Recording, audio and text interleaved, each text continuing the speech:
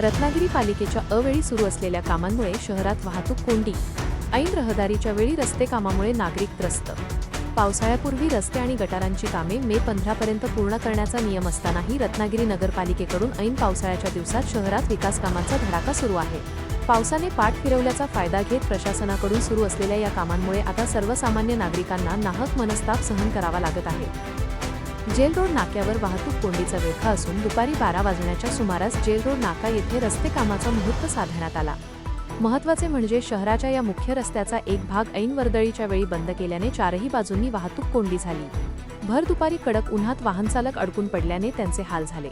दुपारची वेळ ही शाळा महाविद्यालय सुटण्याची असते, त्यामुळे या ट्रॅफिक जाममध्ये लहान मुले, महिला आणि ज्येष्ठ नागरिक तासनतास अडकून पडले होते. प्रशासनाच्या या अवेळी सुरू असलेल्या कामामुळे नागरिक प्रचंड संताप व्यक्त करत आहेत. नगरपालिका नागरिकांच्या हिताचे काम करत असल्याचा दावा करते, पण प्रत्यक्ष कृती मात्र असंवेदनशील आहे, अशा प्रतिक्रिया संतप्त नागरिकांनी व्यक्त केल्या आहेत.